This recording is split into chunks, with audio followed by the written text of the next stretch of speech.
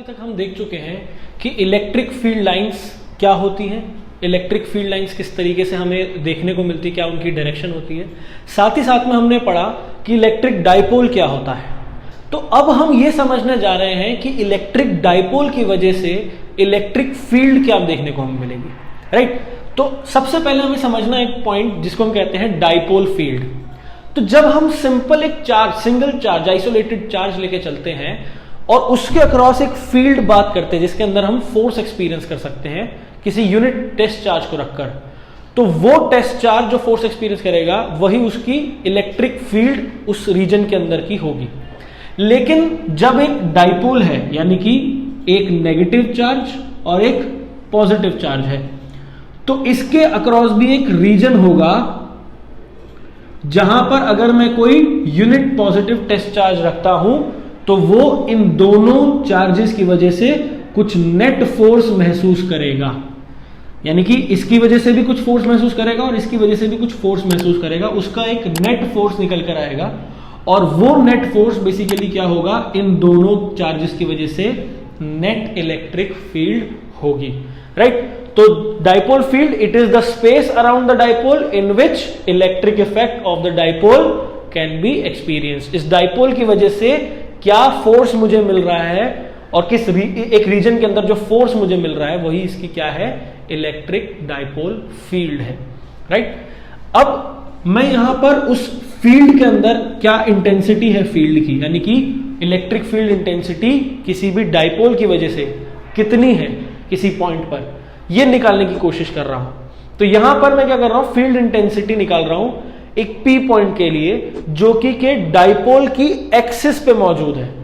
अगर ये कोई डाइपोल है, लेट अस सपोज कि यहां पर नेगेटिव चार्ज मौजूद है और यहां पर पॉजिटिव चार्ज मौजूद है, तो इसका जो एक्सिस होगा वो इसी के अंदर से पास होता हुआ जाएगा और उस एक्सिस पे कुछ दूरी पर मैं पी पॉइंट मान लेता हूं और उस पी पॉइंट पे इस डाइपोल की वजह से क्या इलेक्ट्रिक फील्ड होगा, मैं ये निकालने की कोशिश कर रहा हूं।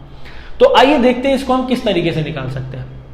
तो जैसा कि हम ऑलरेडी पहले पढ़ चुके हैं कि किसी सिस्टम के अंदर दो, मतलब एक से ज्यादा चार्जेस अगर हैं, राइट, दो चार्जेस हो, तीन हो, कितने भी हो सकते हैं, लेकिन अगर एक से ज्यादा चार्ज है तो उसके लिए हम क्या करते हैं, इंडिविजुअल चार्ज की वजह से उस पॉइंट पर हम इलेक्ट्रिक फील्ड निकालेंगे। क्या करेंगे, इस चार्ज की वजह से एक इलेक्ट्रिक फील्ड आएगी यहां पर और इस चार्ज की वजह से भी एक इलेक्ट्रिक फील्ड आएगी।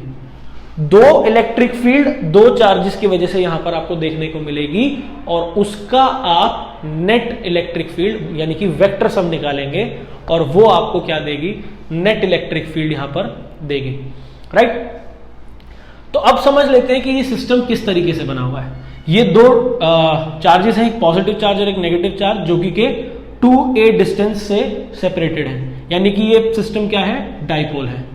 अब एक बड़ा सिस्टम यहां पर मौजूद है जिसके अंदर हमने इस P पॉइंट को भी कंसिडर कर रखा है जो इसी के एक्सिस पे मौजूद है। जैसा कि मैं आपको डाइपोल के केस में बता चुका हूं ऑलरेडी कि अगर किसी भी पॉइंट का डिस्टेंस हमें पता करना है डाइपोल से अगर हमें डिस्टेंस पता करना है किसी पॉइंट का, तो हम उसके सेंटर से उस डिस्टेंस को पता करेंगे। तो अगर इस केस की मैं बात कर रहा हूं तो इस केस में सेंटर से इस P पॉइंट का डिस्टेंस कितना है, R है, यानी कि O पॉइंट से P पॉइंट का डिस्टेंस R है, तो that is the distance of P from the dipole. अब इंडिविजुअल चार्जेस की वजह से सबसे पहले हम इलेक्ट्रिक फील्ड निकालते हैं। तो let us suppose electric field due to charge at point A, ठीक है, इसको हमने E1 ले लिया है, ठीक है। ये हो जाएगी electric field due to charge at point A। तो इलेक्ट्रिक फील्ड क्या आएगी यहां पर, हमारे को फॉर्मूला क्या पता है, 1/4 पाई एप्सिलॉन नॉट, चार्ज मौजूद एट दिस पॉइंट, चार्ज जो यहां पर charge present at this point जो यहां पर है, कितना चार्ज है, ये Q चार्ज है, divided by distance between these two points. AP का डिस्टेंस कितना है, ये अभी हम निकालेंगे। AP का डिस्टेंस यहां पर AP का स्क्वायर आ जाएगा।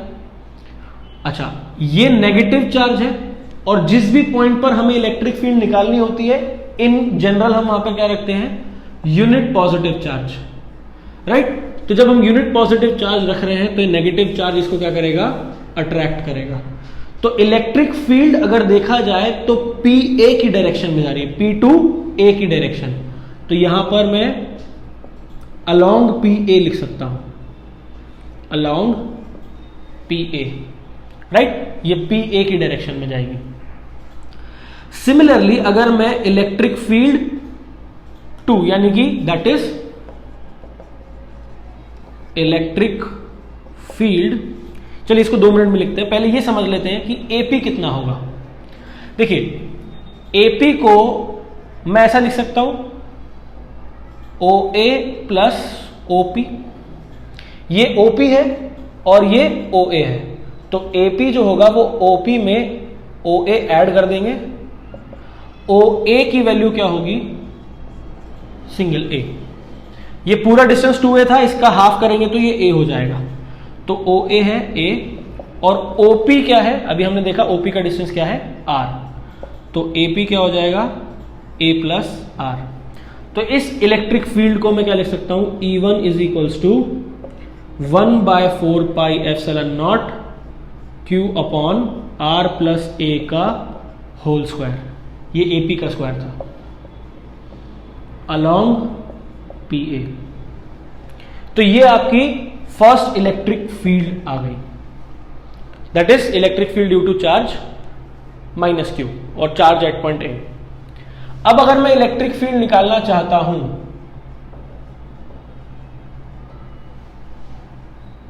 Due to charge at point B, इस B पॉइंट की वजह से जो चार्ज, जो यहां पे B पॉइंट पे चार्ज मौजूद है, इसकी वजह से जो P पॉइंट है उस पर अगर मैं इलेक्ट्रिक फील्ड निकालना चाहता हूं तो वो कैसे निकलेगी, इसको मैं E2 मान लेता हूं, तो वो होगी 1/4 pi epsilon naught Q upon में BP का स्क्वायर। दोनों के बीच का डिस्टेंस कितना, BP का स्क्वायर। अब ये किसके अलोंग जाएगी, आप देख सकते हैं कि यहां पर ये E1 की डायरेक्शन थी, राइट। ये पॉजिटिव चार्ज है और ये भी पॉजिटिव चार्ज है, तो पॉजिटिव पॉजिटिव एक दूसरे को रिपेल करेंगे, यानी कि ये फोर्स की डायरेक्शन आएगी, तो यही इलेक्ट्रिक फील्ड की भी डायरेक्शन होगी, तो ये E2 आ जाएगा। नाउ तो मैं इसको क्या लिख सकता हूं, अलोंग BP प्रोड्यूस्ड। BP को मैं और आगे बढ़ा रहा हूं तो उस तरफ में इसकी डायरेक्शन जा रही है, तो अलोंग BP प्रोड्यूस्ड, राइट। तो अगर आप ध्यान से देखें तो मुझे यहां पर क्या दिख रहा है कि इलेक्ट्रिक फील्ड एक इधर की तरफ लेफ्ट तरफ में जा रही है और एक राइट तरफ में जा रही है, यानी कि दोनों एक दूसरे के ऑपोजिट है। तो अगर मुझे यहां पर नेट इलेक्ट्रिक फील्ड निकालनी है तो इन दोनों को माइनस करना पड़ेगा, लेकिन मुझे सवाल यह है मेरा कि इन दोनों में से बड़ा कौन है, तो नेट इलेक्ट्रिक फील्ड उसी तरफ में आने वाली जो बड़ा होगा इनमें से। तो सबसे पहले इलेक्ट्रिक फील्ड जो सेकंड है उसको सही तरीके से लिख लेते हैं। जो BP है उसकी वैल्यू क्या होगी, BP को मैं ऐसा लिख सकता हूं कि OP में से अगर मैं OB हटा दूं, OP में से OB हटा दूंगा तो मेरे को BP मिल जाएगा। तो BP is equals to OP minus OB, और OP कितना था मेरा, R डिस्टेंस है, और OB कितना होगा, A डिस्टेंस, देखिए A, तो BP क्या हो जाएगा, R माइनस A। तो E2 हो जाएगा आपका 1/4 pi epsilon naught Q upon में R माइनस A का होल स्क्वायर। अच्छा, अभी ये इलेक्ट्रिक फील्ड किस डायरेक्शन में लगी हुई है, along BP produced, along BP produced, right. तो यहां पर ये दोनों इलेक्ट्रिक फील्ड एक दूसरे के ऑपोजिट डायरेक्शन में लगी हुई हैं, तो जिसकी वैल्यू ज्यादा होगी उसी डायरेक्शन में नेट इलेक्ट्रिक फील्ड आने वाली है, राइट। मतलब अगर इसकी वैल्यू ज्यादा है और इसकी वैल्यू कम है तो इस तरफ आ जाएगी इलेक्ट्रिक फील्ड, और अगर उल्टा केस है यानी कि E1 ज्यादा है और E2 कम है तो E1 की डायरेक्शन में नेट इलेक्ट्रिक फील्ड आ जाएगी। तो हमें यह पता कैसे चलेगा कि किसकी वैल्यू ज्यादा है, E2 की या E1 की। तो let us compare E1 with E2। E1 को E2 से कंपेयर करेंगे तो यहां पर हम देख सकते हैं कि ये बिल्कुल सेम है, और चार्ज भी बिल्कुल सेम है। फर्क सिर्फ कहां पर है, डिस्टेंस में फर्क आ रहा है। तो यहां पर r माइनस ए है और यहां पर r प्लस ए है। r माइनस ए कम वैल्यू है r प्लस ए से, तो जब वैल्यू डिनोमिनेटर में कम होती है तो न्यूमरेटर बढ़ जाता है, और डिनोमिनेटर में वैल्यू अगर बढ़ जाती है तो न्यूमरेटर कम हो जाता है। इसका मतलब E1 की वैल्यू E2 की वैल्यू से कम हो जाएगी, यानी कि E2 is more than E1। तो नेट इलेक्ट्रिक फील्ड किस डायरेक्शन में आने वाली है, E2 की डायरेक्शन में आने वाली है। तो नेट इलेक्ट्रिक फील्ड निकालने के लिए मुझे क्या करना पड़ेगा, E2 में से E1 को माइनस करना पड़ेगा। तो E2 की वैल्यू है 1/4 pi epsilon naught Q upon R minus A का whole square minus 1/4 pi epsilon naught Q upon R plus A का होल स्क्वायर। ये E1 E2 की वैल्यू है, ये E1 की वैल्यू है। अब इसमें से मैं कॉमन ले लूंगा ये 1/4 पाई एप्सिलॉन नॉट और Q, क्योंकि दोनों में सेम आ रहा है।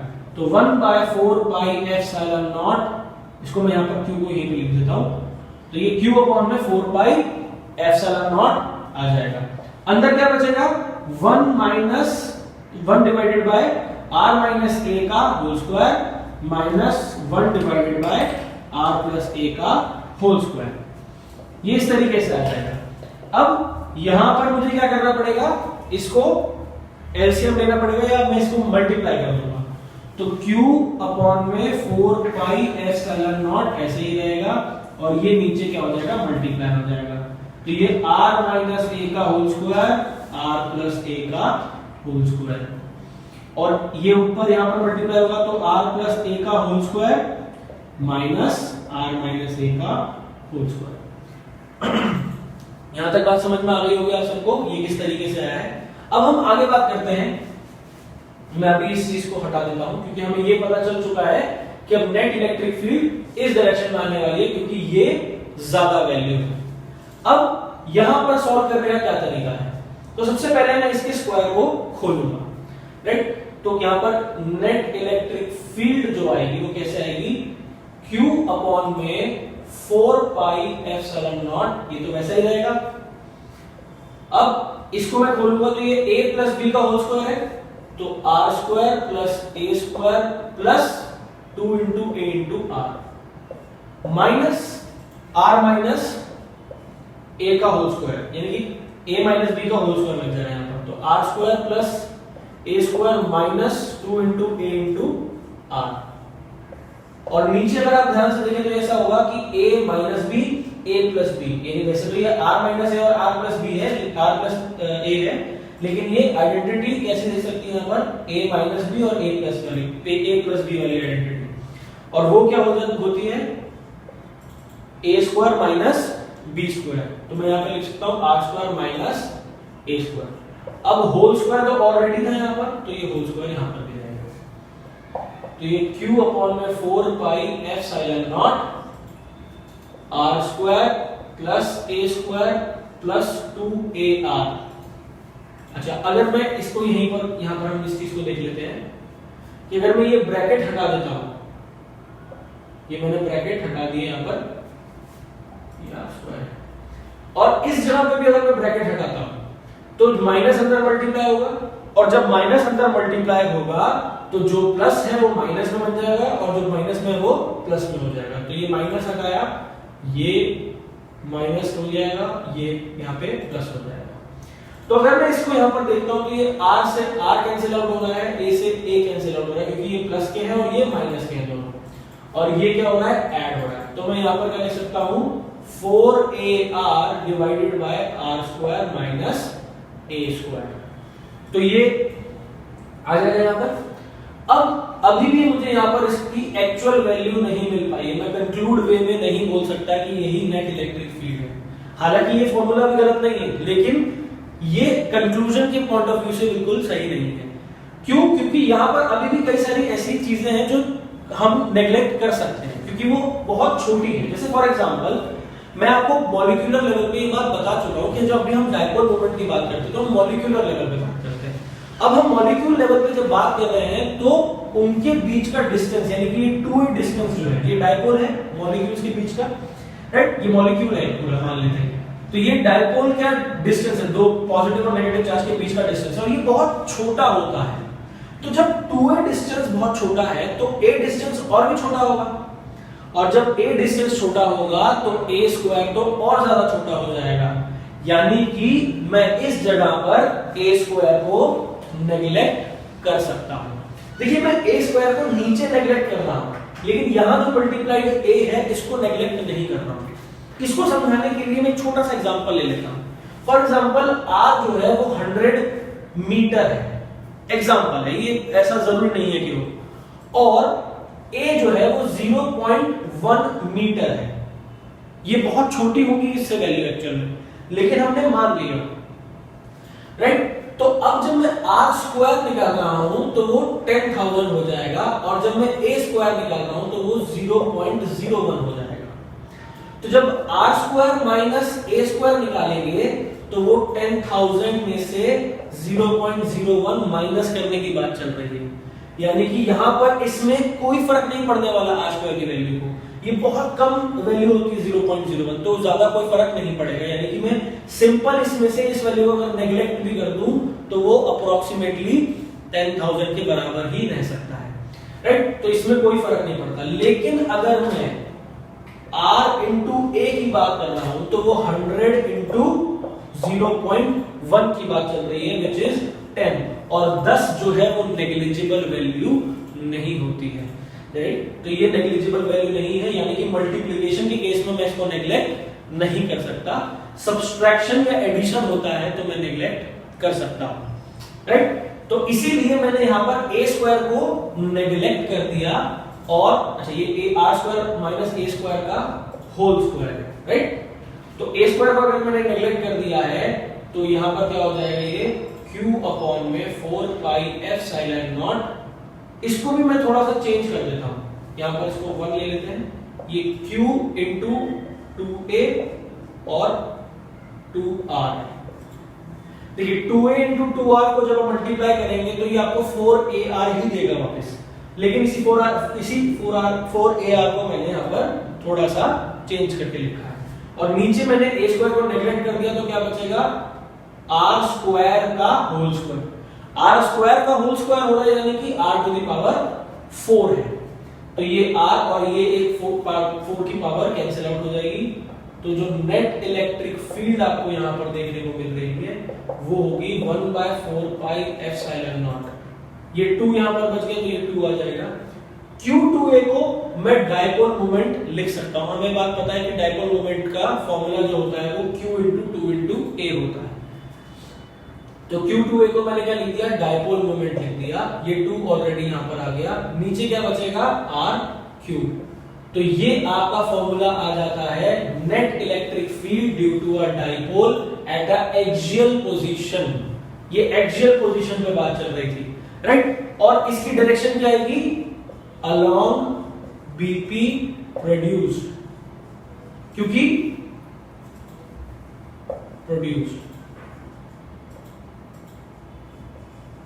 हमने देखा कि E2 की वैल्यू E1 से ज्यादा थी और इसीलिए नेट इलेक्ट्रिक फील्ड इस डायरेक्शन में आएगी। अब आपको याद क्या रखना है, इस फॉर्मूले को ध्यान रखिएगा, क्योंकि अभी हम इसको कंपेयर करेंगे जब हम इक्वेटोरियल पोजीशन के बारे में पढ़ेंगे। इक्वेटोरियल पोजीशन होता है अगर ये डायपोल है, अगर ये डायपोल है तो इसके एक्सिस की अगर बात चल रही है तो ये एक्सियल पोजीशन में आ जाती है, यानी कि इससे कोई लाइन जा रही है जो इसके एक्सिस से पास हो रही है तो उस पे कोई पॉइंट है तो उसको हम पॉइंट ऑन एक्सियल लाइन कहेंगे। लेकिन जब हम इस डायपोल के परपेंडिकुलर बात करते हैं तो इस जगह पर अगर कोई पॉइंट है परपेंडिकुलर में तो हम उसको इक्वेटोरियल पॉइंट कहते हैं। तो अभी हम देखेंगे कि इक्वेटोरियल पॉइंट में किस तरीके से आपको इलेक्ट्रिक फील्ड देखने को मिलती है। लेकिन वहां पर भी हम इस कंपैरिजन को देखेंगे कि ये एक्सियल लाइन में जो इलेक्ट्रिक फील्ड की वैल्यू आ रही है, ऐसा इक्वेटोरियल में हम कंपेयर करेंगे इसके साथ में, राइट। तो अब हम देखने जा रहे हैं इक्वेटोरियल के अंदर आपको इलेक्ट्रिक फील्ड किस तरीके से